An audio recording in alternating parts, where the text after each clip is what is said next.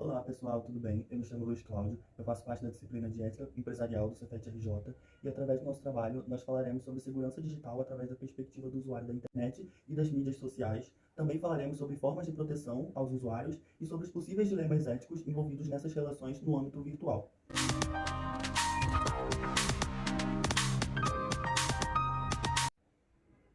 De forma resumida, a segurança digital pode ser entendida como um conjunto de práticas e processos utilizados na proteção de sistemas, redes e usuários contra possíveis ameaças e ataques cibernéticos. Para isso, o nosso grupo escolheu analisar 4 principais tópicos dentro do âmbito da segurança digital, que seriam os golpes virtuais, as fake news, a propaganda enganosa e também a segurança digital propriamente dita, com viés de analisar quais são as formas de proteção aos usuários da internet.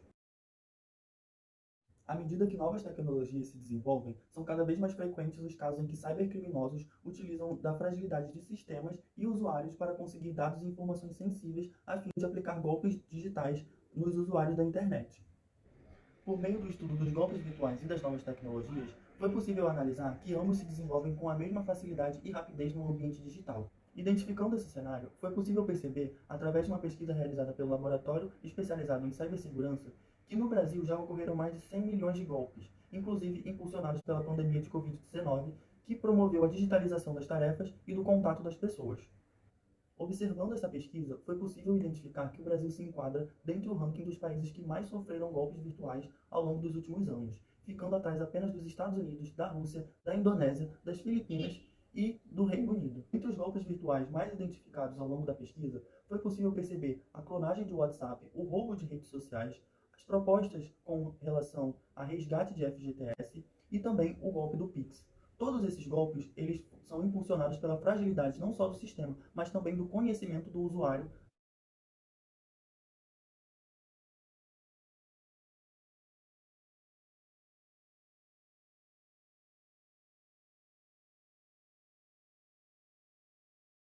Segundo pesquisa realizada em 2019 pela TIC Domicílios, 3 em cada 4 brasileiros possuem acesso à internet. Esses acessos trazem para cada usuário inúmeras informações e notícias que podem ser verdadeiras ou trazer falsas informações, as famosas fake news. Em tradução livre do inglês, o termo fake news significa notícias falsas, sendo utilizado assim para definir boatos, rumores ou notícias imprecisas publicadas, principalmente na internet. Fake news são, de fato, aquelas notícias que tratam da desinformação, que não é necessariamente uma notícia falsa. Muitas das vezes tratam-se de distorções ou partes da verdade com o intuito de manipulação. Relacionando isso à ética, gostaria de parafrasear Paulo de Tarso, mais conhecido como São Paulo, que destaca: tudo posso, mas nem tudo me é permitido. Nota-se que cabe ao ser humano, durante a sua existência, adotar e se deixar conduzir pela sua ética.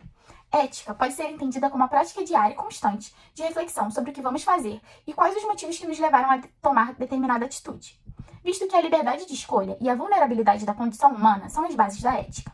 A questão ética é debatida desde a antiguidade e vem se destacando com o passar dos tempos em todos os setores, inclusive no mundo corporativo.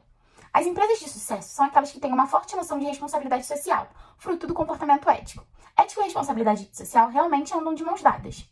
Um dos pilares do compliance, por exemplo, reside na transparência da condução dos negócios, que inclui o compromisso com o princípio ético da verdade, base das decisões socialmente responsáveis. O custo de não conformidade com a verdade pode ser grande e trazer danos, muitas das vezes irreversíveis. Notícias falsas não surgiram com as redes sociais. Há registros dessa prática desde a antiga Roma. Mas notícias falsas precisam de uma sociedade disposta a acreditar nelas. Nesse mundo tecnológico constantemente em mutação, temos que ficar vigilantes e fazer todo o possível para proteger nossas sociedades e nossas organizações. Esse movimento parte do indivíduo, das corporações, mas sobretudo do governo, que deve tomar medidas visando a autorregulação destas notícias. A propaganda enganosa é o ato de divulgar um produto ou serviço com uma falsa realidade. O objetivo dessa ação é induzir o cliente a realizar uma compra. A propaganda enganosa pode ser feita através de uma publicidade, mas não está restrita somente a essa atividade para acontecer. Existem alguns tipos de propaganda enganosa. Essas são omissiva, quando existe a omissão de uma informação importante, sendo que isso pode ocorrer de maneira proposital ou não. Comissiva, quando existe a indução do cliente a cometer um erro. Parcialmente falsa, que é quando o produto ou serviço não atinge alguma informação que ele promete. E inteiramente falsa, falsa, que é quando o produto não cumpre nada daquilo que ele promete e muitas vezes ele nem existe. Nos últimos anos, as compras online aumentaram principalmente por conta da pandemia e isolamento social. Isso contribuiu também para o aumento de denúncias contra a propaganda enganosa, já que o cliente não estava em contato direto com o produto ou serviço que ele estava adquirindo. Um exemplo disso é que ocorreu um grande aumento no uso de aplicativos para comida, como por exemplo iFood e Rappi. E em relação a essa área, a parte de fast food foi a que mais recebeu queixas em relação à propaganda enganosa, tendo um aumento de 90% em relação ao período anterior da pandemia. Outro exemplo disso é que o mês de novembro é o mês que mais recebe queixas contra a propaganda enganosa. Todos os anos ocorrem cada vez mais queixas, sempre tendo um aumento significativo em relação ao ano anterior. Isso ocorre porque o consumidor fica extremamente feliz por conta das promoções e decide realizar várias compras. A propaganda enganosa é um crime. A pessoa ou empresa que realiza essa atividade criminosa pode ser penalizada com detenção de 3 meses a 1 ano, além também de precisar fazer um pagamento de uma multa.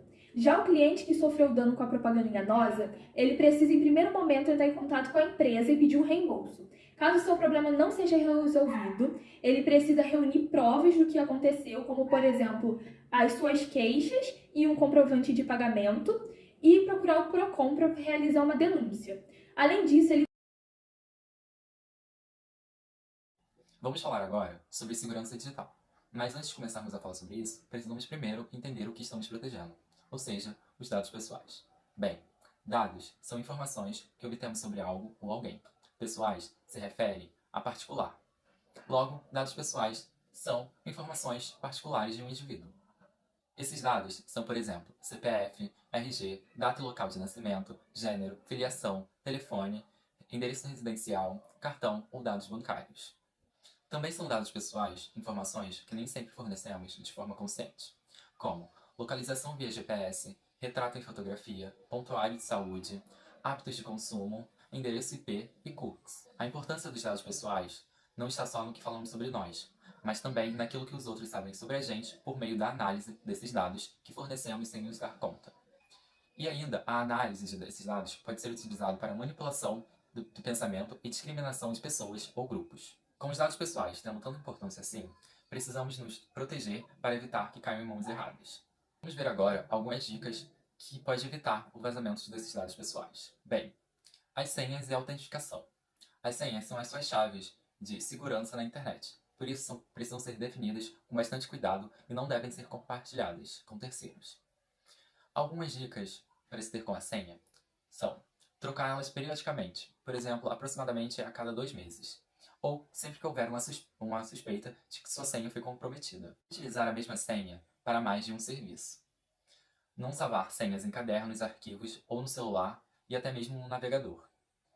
Criar senhas complexas, com letras, números e caracteres especiais. A utilização da autentificação em 2 fatores adiciona uma camada extra de segurança às suas senhas. Mensagens falsas também são um outro grande perigo no mundo digital. Por isso, desconfie sempre de promoções imperdíveis ou de todas as mensagens que você receber, seja por meio de SMS, WhatsApp, redes sociais no geral. E sempre verifique o remetente e sempre desconfie. E por isso, nunca clique em links ou envie dados pessoais sem ter certeza de que aquele serviço é realmente prestado por quem diz ser. Nas redes sociais, é importante evitar se expor exageradamente informações pessoais, financeiras ou corporativas. Nunca coloque suas informações pessoais em formulários de promoções sem verificar antes o site oficial da empresa e a legitimidade. Bem, essas foram algumas dicas de segurança digital para proteger os dados pessoais no mundo virtual. E lembre-se, sempre que a esmola é demais, até o santo desconfia.